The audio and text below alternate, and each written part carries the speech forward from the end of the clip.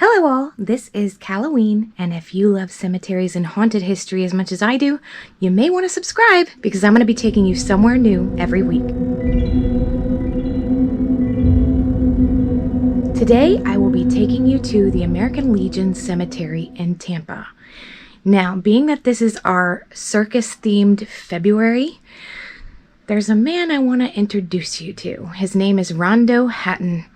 Now, he was not a circus performer, but he was a well-known B-horror actor, known for his altered features due to acromegaly, which is a disease caused by a tumor on the pituitary gland. He could have very well been a sideshow actor, but instead, he caught the attention of a Hollywood director. Let's go and meet him.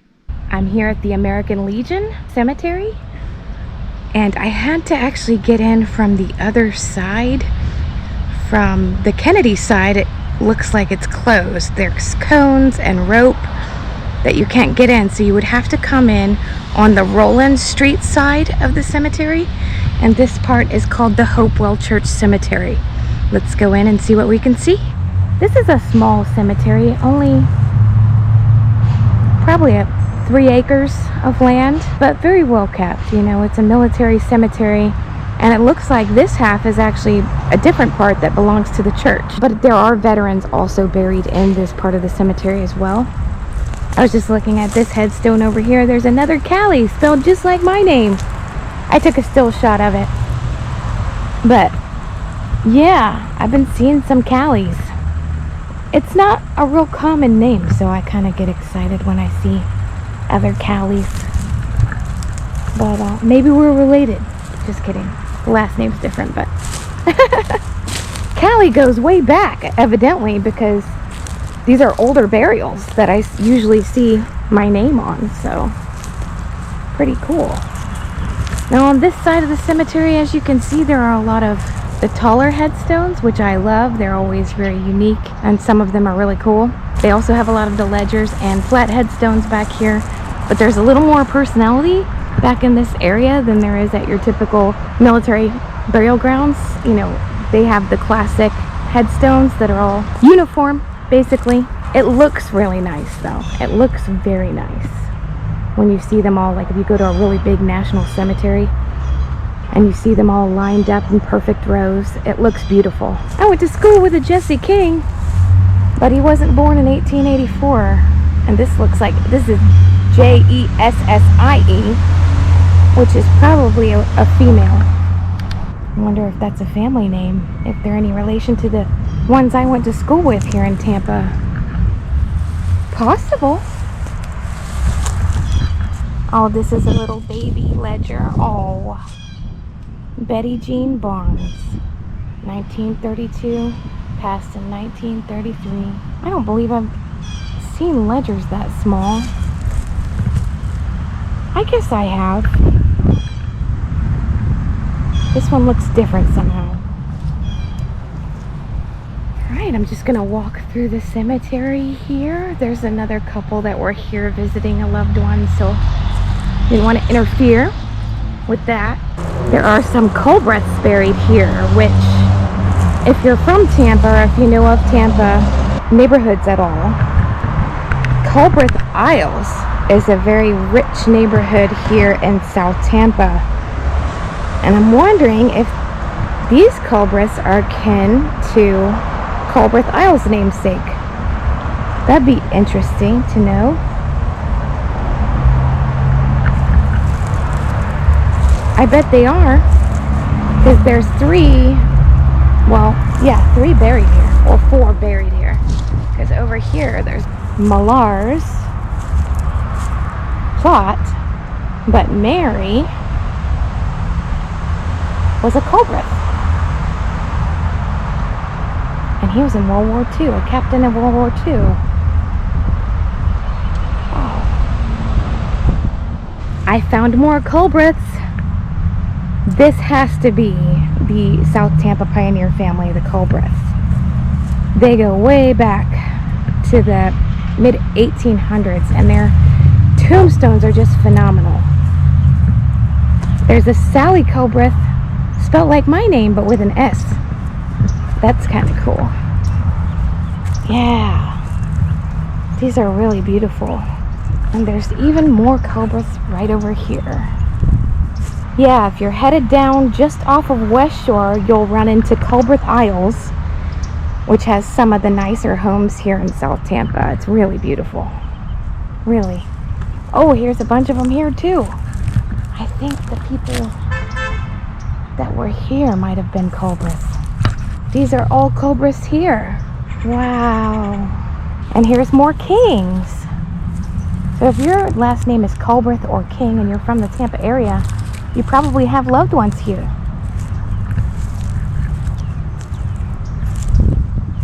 Oh. Isn't that beautiful? They should rename this cemetery the Culbreath Cemetery. Because there's like 50 Culbreaths buried here. So cool. I mean, these are all Culbreaths here. As far as you can see.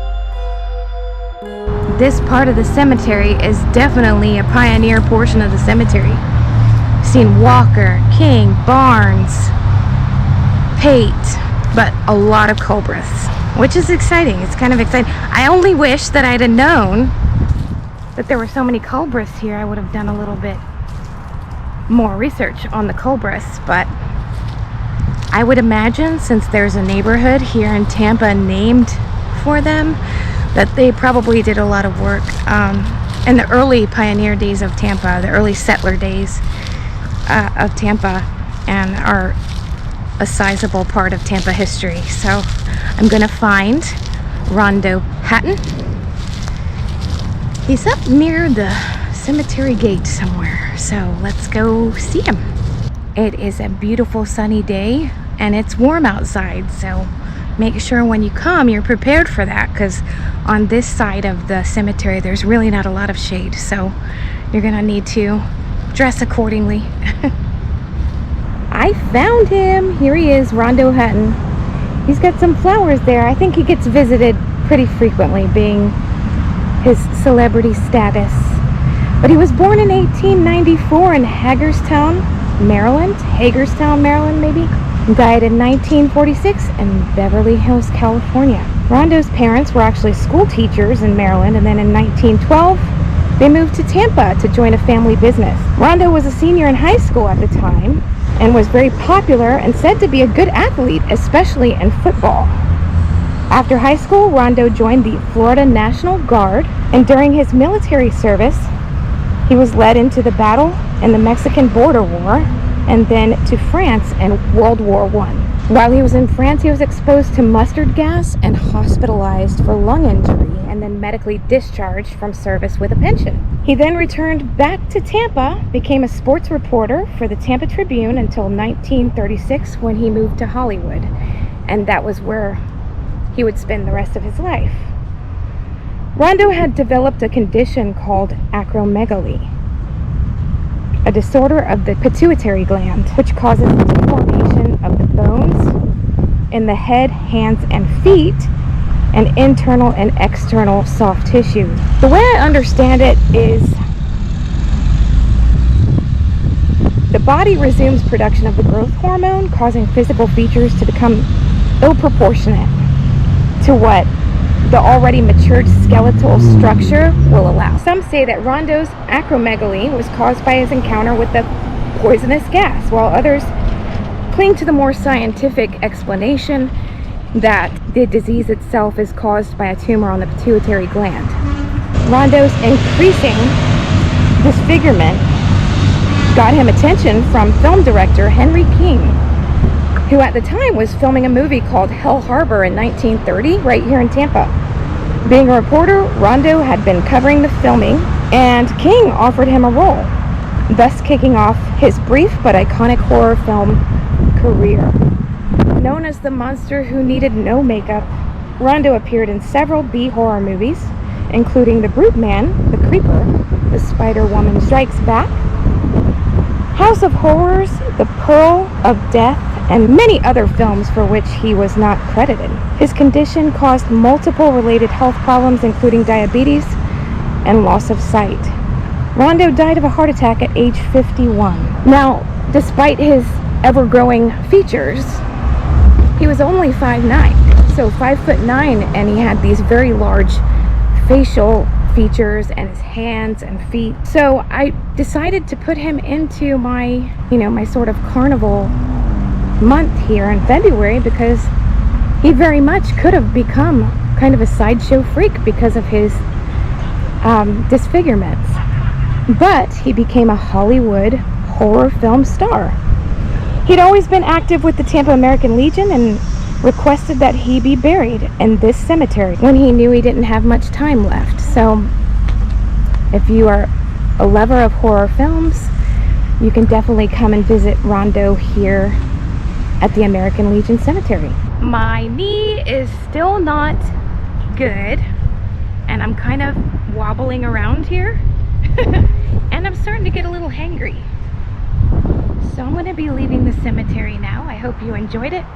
It's short and sweet. It's a small cemetery, but it's a really cool cemetery to visit. I highly recommend.